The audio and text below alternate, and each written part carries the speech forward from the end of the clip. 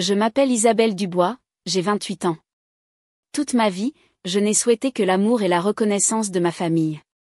J'ai toujours espéré que le jour de mon mariage, au moins, mes parents seraient à mes côtés, souriant de fierté alors que je marcherais vers l'autel. Mais ce que j'ai reçu à la place, c'est une froide indifférence. Ils ont balayé mon mariage comme un événement insignifiant pour quelqu'un en bas de l'échelle, et ont choisi de s'envoler pour faire la fête avec ma sœur. Alors que je me tenais là dans ma robe de mariée, cherchant leur visage, je les ai vus en ligne, riant, levant leurs verres, profitant du luxe, comme si mon jour ne signifiait rien. Mon cœur s'est brisé à ce moment précis. Et pourtant, la douleur ne s'est pas arrêtée là. Quelques jours plus tard seulement, ils m'ont honteusement appelé avec une autre exigence, comme si tout ce qu'ils avaient fait ne suffisait pas. Ce fut le moment où j'ai réalisé que si je ne traçais pas une ligne, je resterais à jamais invisible dans leur monde. Avez-vous déjà aspiré à l'amour et au soutien de votre famille pour ne rencontrer que la froideur ou le rejet? Partagez vos réflexions et vos histoires dans les commentaires. Je veux vraiment les entendre. J'ai grandi à Lyon, dans un quartier de classe moyenne où les apparences comptaient plus que tout. Mes parents, Jean et Sylvie, ont bâti leur monde autour de l'image du succès. La maison était toujours impeccable, la pelouse tondue, et chaque carte de vœux peignait le tableau d'une famille parfaite. Mais derrière cette façade, il était clair qui était la star, ma sœur, Charlotte, l'enfant prodige. Elle était tout ce dont mes parents rêvaient. Charmante, ambitieuse, destinée à la grandeur. Quand elle était au lycée, il se vantait déjà de son avenir d'avocate. Moi, j'étais la calme, l'enfant qui aimait dessiner et imaginer des créations. Ma passion pour l'art ne correspondait pas à leur vision du succès, alors elle fut mise de côté. Je me souviens encore d'avoir montré à mon père un paysage urbain coloré que j'avais dessiné. Il y a jeté un coup d'œil, a marmonné, c'est joli, Isabelle, et s'est rapidement retourné pour parler de l'équipe de débat de Charlotte. C'est devenu le schéma de mon enfance. Ses victoires étaient célébrées, les miennes à peine remarquées. Quand j'avais 10 ans, j'ai gagné un concours d'art scolaire et j'ai fièrement ramené le certificat à la maison, espérant pour une fois briller à leurs yeux. Ma mère a seulement hoché la tête et dit « Bon travail », avant de se tourner pour accrocher les médailles de Charlotte au mur du salon.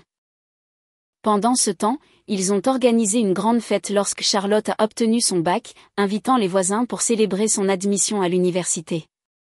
Mes excellents résultats n'ont pas valu plus qu'une tape dans le dos. En grandissant, le favoritisme est devenu plus évident. Charlotte a eu un nouvel ordinateur portable pour ses tournois. J'ai eu un carnet de croquis d'occasion. Mes parents ont conduit des heures pour assister à ces compétitions. Mais quand j'ai eu ma première exposition d'art à 14 ans, ils étaient trop occupés par le travail. Je me tenais seule dans le gymnase de l'école, mes dessins épinglés sur un tableau en liège tandis que les parents des autres enfants prenaient des photos avec fierté. Cette nuit-là, j'ai entendu ma mère dire à une voisine, « Charlotte va faire de grandes choses. » Le lycée a apporté plus de la même chose. Charlotte était à l'université, accumulant les prix en droit, et mes parents ne pouvaient pas s'arrêter de se vanter. Ils la mettaient au haut-parleur pendant le dîner pour s'extasier sur ses stages. J'ai essayé de partager que j'avais été acceptée dans un programme artistique dans une galerie locale, mais mon père m'a coupé. C'est super, mais as-tu entendu parler de l'offre de Charlotte d'un cabinet d'avocats? Mes rêves étaient invisibles. La seule personne qui m'a vraiment encouragée était ma professeure d'art, qui n'a cessé de me pousser à poursuivre le design quand mes parents ne le voulaient pas. Quand Charlotte rentrait pour les vacances, c'était une fête complète. Mes parents libéraient leurs agendas, cuisinaient ses plats préférés et pendaient à ses lèvres. Pendant ce temps, on me demandait de nettoyer. Une fois, j'ai entendu ma mère dire à Charlotte, « Tu es notre billet pour une vie meilleure. » Je me suis assise dans les escaliers, serrant une de mes créations, réalisant que je n'étais pas leur priorité. J'étais à peine vue. Pendant ma dernière année de lycée, j'ai arrêté de courir après leur approbation. J'ai tout mis dans mon portfolio et avec l'aide de mes professeurs, j'ai obtenu une bourse pour étudier le design graphique. Mes parents ont simplement dit, « C'est joli, mais sois pratique. » Pourtant, ils n'ont pas hésité à contracter un prêt pour les études de droit de Charlotte, le qualifiant d'investissement pour la famille. À 18 ans, j'ai enfin eu ma première vraie chance. Une galerie à Lyon m'a invité à exposer mon travail. C'était le moment dont j'avais rêvé. J'ai envoyé une invitation à mes parents, espérant qu'ils viendraient. Ils ne sont pas venus. Au lieu de cela, ils ont organisé une autre fête pour l'acceptation de Charlotte à la faculté de droit. Je me tenais dans cette galerie, entourée d'étrangers qui admiraient mon art, me sentant fière, mais aussi vide. Ce que je voulais le plus, la fierté de ma famille, n'était pas là. Cette nuit-là, j'ai décidé que je ne chercherais plus leur validation. Je bâtirais mon propre avenir, même s'ils ne se souciaient jamais de le voir. Quitter la maison pour l'université a été comme un nouveau départ. Je me suis inscrite à une université à Paris, me spécialisant en design graphique, déterminée à tracer mon propre chemin. Très tôt, j'ai rencontré Michel Martin, un assistant d'enseignement, dans mon cours d'introduction à l'art. Il était gentil avec une confiance tranquille, et il voyait du potentiel dans mon travail. Nous passions des heures à discuter des tendances du design et il me poussait à affiner mes projets. À peu près au même moment, j'ai rencontré Sophie Leroy, une majeure en photographie avec un esprit vif et une énergie sans fin. Elle est devenue ma meilleure amie, toujours prête à critiquer mes croquis ou à me traîner à des événements artistiques. Avec Michel et Sophie, je me suis enfin sentie à ma place. Ma première année fut difficile mais exaltante. Je travaillais toute la nuit pour perfectionner des logos et des mises en page, poussée par le besoin de faire mes preuves. Mes professeurs l'ont remarqué et l'un d'eux m'a mise en contact avec un studio de design local pour un stage. Dès ma 3e année, je jonglais entre les cours et les petits boulots en freelance, créant l'image de marque pour de petites entreprises. Ce n'était pas glamour, mais chaque projet était un pas en avant. J'envoyais des nouvelles à mes parents, espérant qu'ils s'en soucieraient. Ils ne l'ont pas fait. Ma mère m'a appelé une fois non pas pour me poser des questions sur mon travail, mais pour savoir si je m'en sortais socialement par rapport à ma sœur Charlotte. Apparemment, Charlotte réussissait bien à la faculté de droit, effectuant un stage dans un cabinet prestigieux. Jean et Sylvie ne manquaient jamais une occasion de me rappeler comment elle assurait l'avenir de la famille.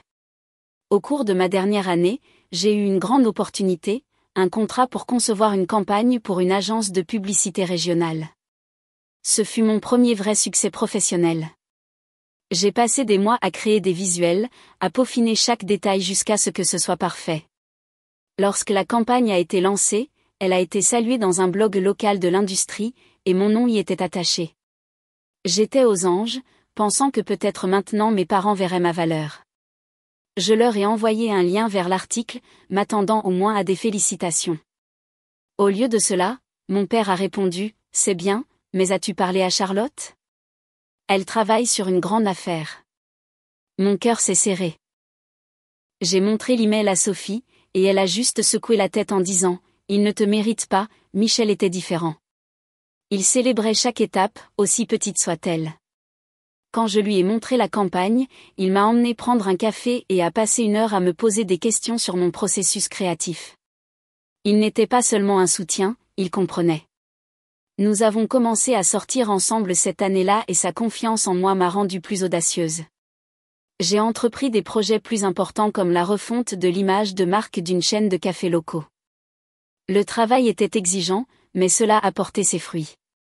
Au moment de l'obtention de mon diplôme, j'avais un portfolio qui m'a valu un emploi à temps plein dans une agence de taille moyenne à Lyon.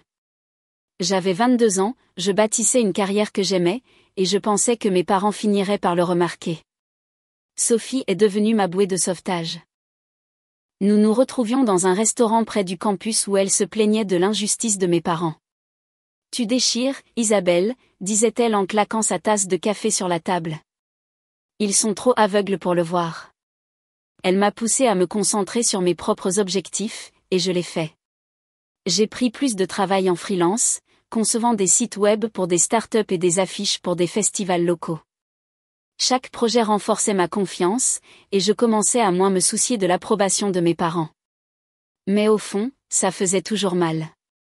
Je voulais qu'ils me voient juste une fois comme ils voyaient Charlotte.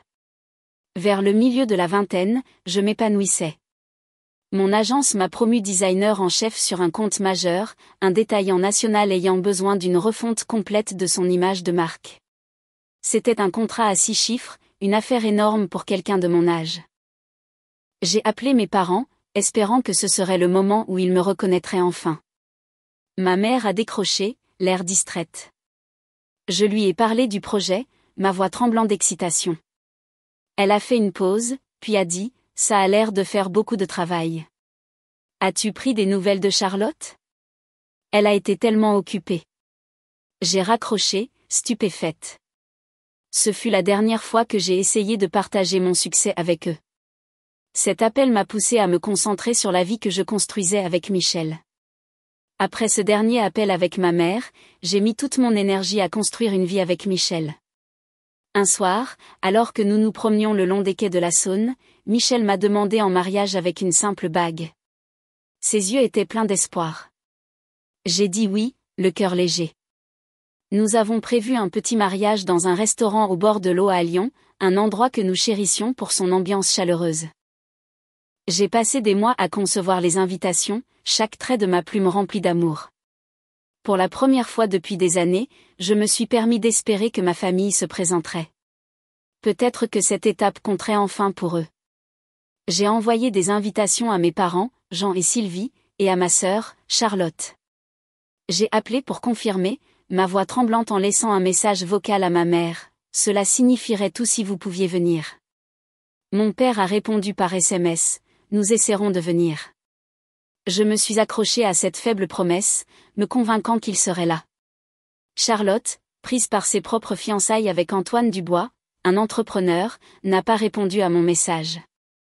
Je gardais espoir qu'elle le reconnaîtrait au moins. Quelques jours avant le mariage, ma mère a appelé. Je me suis préparée, m'attendant à des questions sur la cérémonie. Au lieu de cela, elle a dit, « Isabelle, nous ne viendrons pas.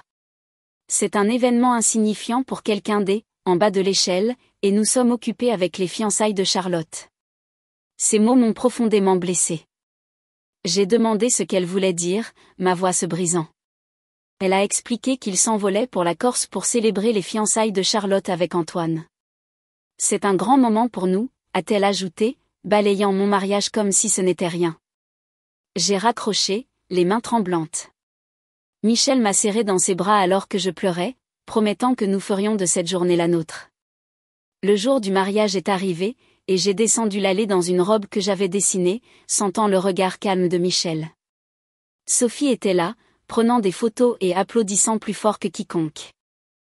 Les parents de Michel, Georges et Denise Martin, m'ont accueilli comme leur propre enfant, leur gentillesse adoucissant la piqûre de l'absence de ma famille. Mais alors que je me tenais à l'hôtel, je n'ai pas pu m'empêcher de jeter un coup d'œil aux chaises vides destinées à mes parents et ma sœur. Ça faisait mal, mais je me suis concentrée sur les vœux de Michel, laissant l'amour dans la pièce me porter. La réception était remplie de rire et de chaleur de la part de nos amis et de la famille de Michel. Je me sentais chérie, mais une partie de moi aspirait toujours à la présence de mes parents. Cette nuit-là, après la dernière danse, j'ai vérifié mon téléphone, espérant un message de leur part. Au lieu de cela, j'ai vu une notification de ma mère sur les réseaux sociaux.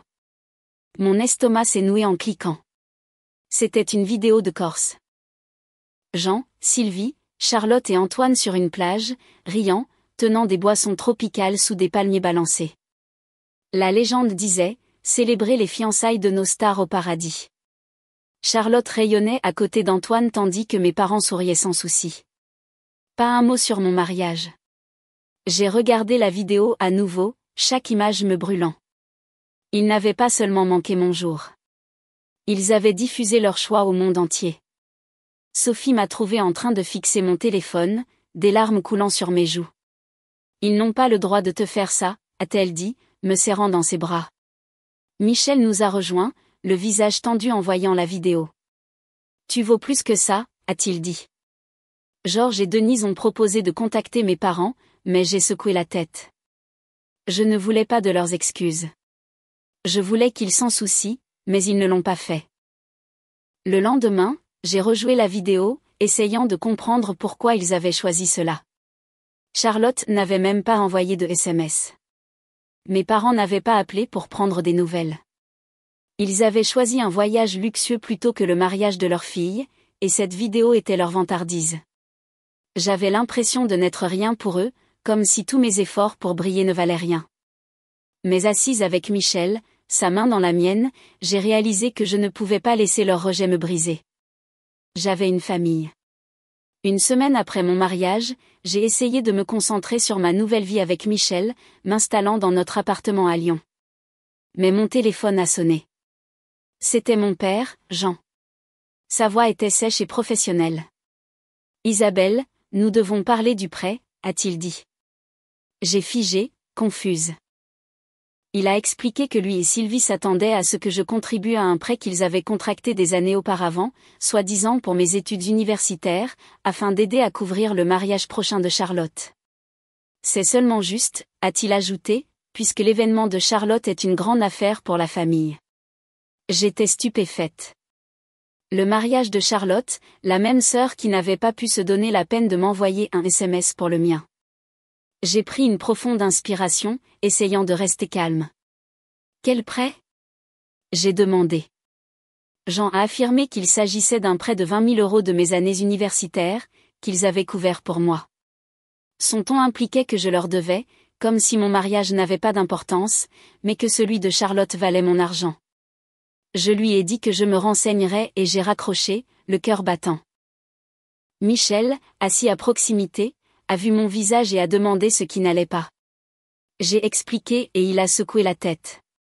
Ils ne peuvent pas continuer à te faire ça, a-t-il dit. J'ai sorti mes vieux dossiers financiers cette nuit-là, fouillant dans des dossiers que je n'avais pas touchés depuis des années. Chaque paiement de mes prêts étudiants était là, payé à temps, chaque mois, directement depuis mon propre compte. J'avais travaillé en freelance et pris des quarts supplémentaires à l'agence pour couvrir ces prêts sans leur aide. Il n'y avait aucune dette en suspens liée à Jean ou Sylvie. J'ai vérifié auprès de ma banque et le représentant a confirmé que mes prêts avaient été remboursés il y a des années.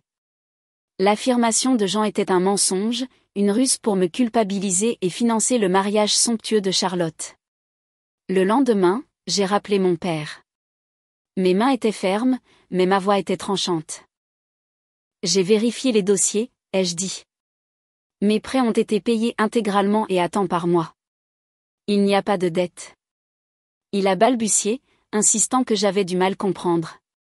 Le mariage de Charlotte est important, a-t-il dit. Tu devrais vouloir aider ta sœur. J'ai entendu Sylvie en arrière-plan marmonner son accord.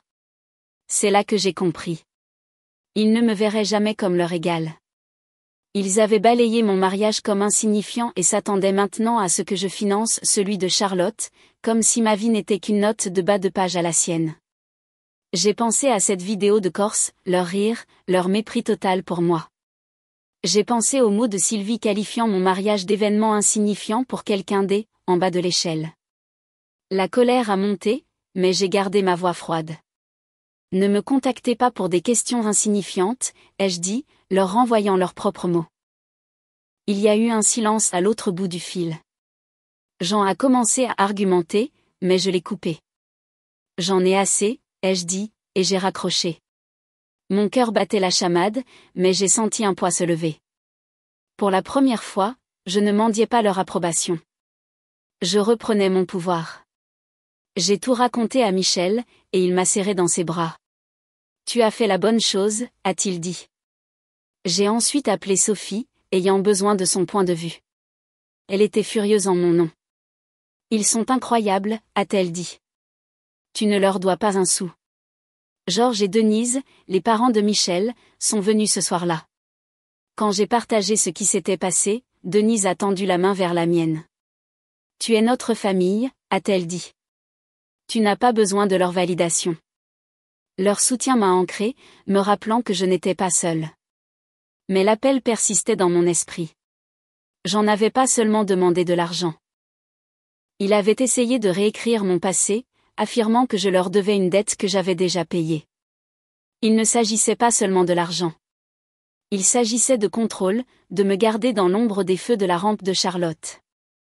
J'ai pensé à contacter Charlotte, espérant qu'elle expliquerait au moins. Mais son silence pendant mon mariage m'a tout dit. Elle était complice, heureuse de laisser nos parents la prioriser pendant que j'étais laissée à nettoyer leurs demandes. Je me suis assise avec Michel cette nuit-là, regardant nos photos de mariage. Sophie avait capturé chaque instant, mon sourire, les vœux de Michel, la joie de notre famille choisie. J'ai réalisé que je n'avais pas besoin de Jean, Sylvie ou Charlotte pour définir ma valeur. J'avais construit une carrière, un mariage, une vie, tout selon mes propres termes. Leur tentative de me ramener dans leur drame n'a fait que renforcer ma détermination à avancer sans eux. Rester ferme face à la demande de Jean a été un tournant dans ma vie. J'étais épuisée. J'ai décidé de couper tout contact avec eux. Ce n'était pas une décision hâtive, mais une étape nécessaire pour protéger ma propre paix. J'ai commencé avec le docteur Leclerc, que Sophie voyait pour son propre stress. Le docteur Pamela Leclerc, une thérapeute avec une présence calme et une perspicacité aiguisée, m'a rencontrée dans son cabinet à Lyon. J'ai raconté mon histoire. Les années passées dans l'ombre, la douleur de mon mariage, l'audace de Jean à me demander de l'argent. Elle a écouté, hochant la tête, puis a dit, « Vous avez porté leurs attentes bien trop longtemps. Établir des limites, c'est reprendre le contrôle de votre vie. » Ces mots ont fait mouche. Elle a suggéré un email formel pour rendre ma décision claire et définitive, quelque chose que je pouvais contrôler sans leurs interruptions. Michel a été mon roc à travers tout cela. Nous étions assis à notre table de cuisine, sa main dans la mienne alors que je rédigeais l'email. « Tu ne leur dois rien, » a-t-il dit, sa voix calme. « Écris ce que tu as besoin de dire. » Sophie est venue, apportant son habituel feu. « Ils ont eu assez de chance, » a-t-elle dit, marchant dans notre salon. « Maintenant, c'est de toi qu'il s'agit. » Leur soutien m'a donné la force d'affronter la tâche. J'ai passé des heures à rédiger l'email, voulant que chaque mot reflète ma détermination. L'email était adressé à Jean, Sylvie et Charlotte. J'ai écrit, « Vos actions ont montré où je me situe dans vos vies. Des années de favoritisme au rejet de mon mariage et à la demande d'argent pour celui de Charlotte, vous avez clairement défini vos priorités. J'en ai assez de porter le poids de vos attentes. Ne me contactez plus. » Je l'ai gardé court, ferme et sans remords. Le docteur Leclerc l'a examiné, suggérant d'ajouter une ligne pour clarifier ma limite, toute tentative future de me joindre sera ignorée. Je l'ai fait, ressentant un sentiment de contrôle que je n'avais jamais eu avec eux auparavant. Envoyer cet email était terrifiant. Mon doigt a plané au-dessus du bouton, mon cœur battant la chamade. Michel était assis à côté de moi, disant, « Tu fais ça pour toi. » J'ai cliqué sur « Envoyer » et une vague de soulagement m'a envahi. C'était fait. J'ai bloqué leur numéro et leur compte de réseaux sociaux pour sceller la limite. Sophie m'a serré fort dans ses bras, disant, « Tu es libre maintenant. » Le docteur Leclerc, lors de notre séance suivante, a salué mon courage. « Vous vous êtes choisi, » a-t-elle dit. C'est puissant. Les jours suivants ont été étranges. Je m'attendais à un appel ou un SMS, une tentative de me ramener, mais rien n'est venu. Charlotte, qui avait été silencieuse pendant mon mariage, est restée silencieuse.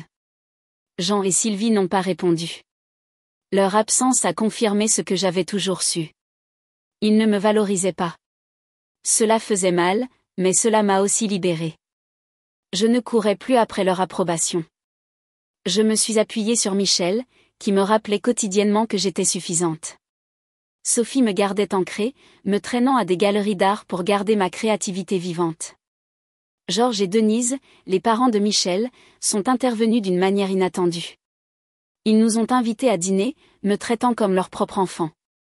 Denise a partagé des histoires de ses propres luttes familiales, disant, « Parfois, il faut lâcher prise pour avancer. » Leur chaleur a comblé un vide que j'avais porté pendant des années.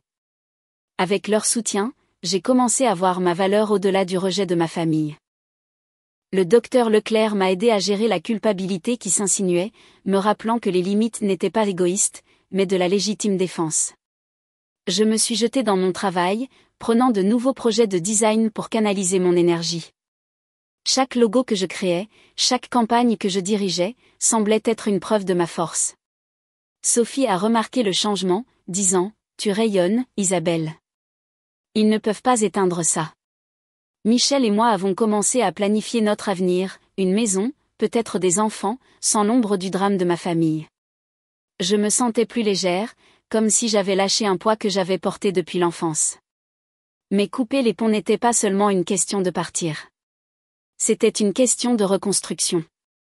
Le docteur Leclerc m'a aidé à voir que j'avais été façonné par leur négligence, mais pas défini par elle. J'ai commencé à tenir un journal, quelque chose qu'elle avait suggéré pour traiter mes pensées. Chaque entrée était comme un pas vers la guérison. J'ai écrit sur ma colère, ma tristesse, mais aussi mon espoir. Je construisais une vie avec des gens qui me voyaient, qui me valorisaient. C'était suffisant. Lâcher ma famille a été un poids en moins, mais cela a fait des vagues dans leur monde. Jean et Sylvie ont fait face à un contre-coup qu'ils n'avaient pas anticipé. Notre famille élargie, qui avait entendu parler de leur absence à mon mariage et de leur demande d'argent, a commencé à prendre ses distances. Ma cousine Marie a été la première à parler. Elle avait toujours été proche de moi, et quand elle a appris le voyage en Corse et l'affirmation de Jean concernant le prêt, elle était livide. Ils ont toujours fait passer Charlotte en premier, m'a-t-elle dit autour d'un café à Lyon. Mais ça, c'est honteux. Marie a cessé de les inviter aux réunions de famille, et d'autres ont suivi. Oncle et tante, autrefois neutres, ont commencé à refuser leurs appels. La réputation de Jean et Sylvie dans notre communauté soudée a été entachée. Les voisins chuchotaient sur leur égoïsme et leur cercle social a diminué. Charlotte, quant à elle, a subi ses propres conséquences. Ses fiançailles avec Antoine Dubois, que mes parents avaient célébrées si bruyamment, ont connu des difficultés. La famille d'Antoine, qui valorisait l'équité, n'a pas apprécié le favoritisme flagrant de Jean et Sylvie. Lors d'un dîner avec ses parents, ils ont interrogé Charlotte sur la raison pour laquelle sa famille avait manqué mon mariage pour sa célébration en Corse. Ce n'est pas juste, a dit la mère d'Antoine, son ton sec. Charlotte a essayé de défendre ses parents, mais Antoine a admis plus tard à Marie que cela avait causé des tensions. Il a commencé à voir le rôle de Charlotte dans la dynamique familiale différemment, remettant en question son silence pendant mon mariage. Leur relation, autrefois solide, s'est tendue sous le poids de ces conversations. J'ai entendu ces mises à jour par l'intermédiaire de Marie, qui me tenait au courant. Elle appelait ou passait, partageant ce qu'elle avait entendu de la part de parents ou d'amis communs. Jean et Sylvie commencent à le sentir, a-t-elle dit un jour, les yeux brillants de satisfaction. Ils pensaient qu'ils pouvaient s'en tirer. Je ne me suis pas réjouie, mais j'ai ressenti une justice silencieuse. Leurs actions avaient des conséquences, et ce n'était pas moi qui les appliquais. Le docteur Leclerc, lors de nos séances, m'a aidé à gérer cela. Vous avez établi une limite et le monde réagit, a-t-elle dit. Ce n'est pas votre fardeau. C'est le leur. Alors que leur vie se défaisait, la mienne s'épanouissait. Michel et moi construisions une maison ensemble, remplie d'amour et de rire. Un soir, alors que nous étions assis sur notre canapé, il a pris ma main et a dit « Je pense que nous sommes prêts pour la prochaine étape ». Nous parlions de fonder une famille, et peu de temps après, j'ai découvert que j'étais enceinte. La nouvelle m'a rempli d'une joie que je n'avais pas cru possible. J'ai d'abord dit à Sophie, qui a poussé un cri de joie et a insisté pour organiser une baby shower. « Tu vas être la meilleure maman », a-t-elle dit, me serrant fort dans ses bras. Georges et Denise étaient fous de joie, tricotant déjà de petites couvertures et proposant de garder le bébé. Ma grossesse a apporté un nouvel objectif. J'ai passé des heures à concevoir une chambre de bébé, à dessiner des motifs pour les murs. Le travail était également florissant. J'ai décroché un contrat majeur avec une entreprise locale, mes créations recevant des éloges à travers Lyon. Chaque succès était comme un pas de plus loin de l'ombre du rejet de ma famille. Michel et moi nous promenions le long des quais de la Saône, rêvant de l'avenir de notre enfant. Ils grandiront en sachant qu'ils sont aimés, a-t-il dit, sa main sur mon ventre qui grossissait. Cette promesse m'a ancrée. Marie venait souvent, devenant une sœur d'une manière que Charlotte n'a jamais été. Elle apportait des vêtements de bébé et partageait des histoires sur les dynamiques changeantes de notre famille élargie. Jean a essayé de s'expliquer lors d'une réunion, a-t-elle dit, mais personne n'y a cru. Je n'ai pas demandé de détails, je n'en avais pas besoin. Mon objectif était la vie que je construisais, pas celle que j'avais laissée derrière moi. Sophie et le docteur Leclerc m'ont maintenu centré, me rappelant de célébrer ma force. Vous avez créé quelque chose de beau, a dit le docteur Leclerc lors d'une séance. C'est ce qui compte. À mesure que ma date d'accouchement approchait, j'ai ressenti une paix que je n'avais jamais connue. Michel et moi avons suivi des cours de parentalité, riant de nos tentatives maladroites d'emmailloter une poupée. Georges et Denise ont organisé un petit rassemblement pour nous, leur chaleur contrastant fortement avec la famille que j'avais connue. J'ai réalisé que j'avais trouvé quelque chose de mieux, une famille choisie qui me valorisait. Jean, Sylvie et Charlotte s'estompaient en arrière-plan, leur vie marquée par les conséquences de leur choix. Je ne leur souhaitais pas de mal, mais ils ne me manquaient pas non plus. Cette paix que j'ai trouvée après avoir lâché ma famille est devenue le fondement de ma nouvelle vie. Tenant notre fille nouveau-née, j'ai ressenti un amour si profond qu'il a remodelé ma compréhension de la famille. Michel et moi l'avons nommée Emma, un nom que nous avons choisi pour sa simplicité et sa chaleur. En regardant dans ses petits yeux, j'ai réalisé que le chemin que j'avais parcouru n'était pas seulement pour échapper à la douleur. C'était pour découvrir qui j'étais et ce qui comptait vraiment.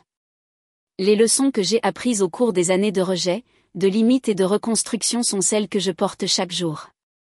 Et je veux les partager avec vous. En grandissant, je pensais que la famille était une obligation, un lien que l'on ne pouvait briser, peu importe à quel point cela faisait mal. Le favoritisme de Jean et Sylvie, leur rejet de mes étapes importantes et leurs exigences m'ont appris le contraire. La famille n'est pas une question de sang. C'est une question d'amour et de respect. Quand ils ont choisi les fiançailles de Charlotte plutôt que mon mariage, quand ils ont exigé de l'argent, je n'ai pas cédé, j'ai vu leurs vraies priorités. Les couper n'a pas été facile, mais c'était nécessaire. Établir des limites signifiait me valoriser, quelque chose avec quoi j'avais lutté pendant des années. Le docteur Leclerc m'a aidé à voir que l'acceptation de soi n'est pas égoïste, c'est une question de survie. Ma famille choisie est devenue ma force. Michel, mon mari, m'a soutenu à travers chaque larme et chaque triomphe. Son soutien indéfectible m'a montré ce qu'est l'amour. Sophie, ma meilleure amie, a apporté de la lumière à mes jours les plus sombres, me poussant à continuer à créer, à continuer à grandir. Georges et Denise, les parents de Michel, m'ont accueilli comme leur propre enfant, prouvant que la famille peut être construite, pas seulement née.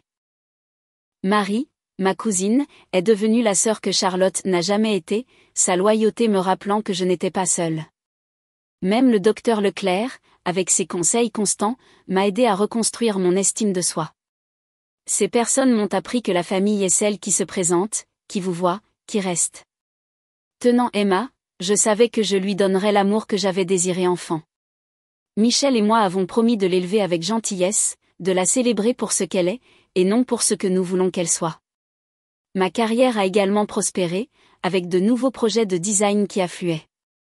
Chacun d'eux était un témoignage de ma résilience. Je n'avais plus besoin de Jean, Sylvie ou Charlotte pour me valider. Leur absence a laissé une marque, mais elle ne me définissait pas. J'avais construit une vie pleine de sens et de joie, entourée de gens qui me choisissaient en retour. Maintenant, je veux vous entendre.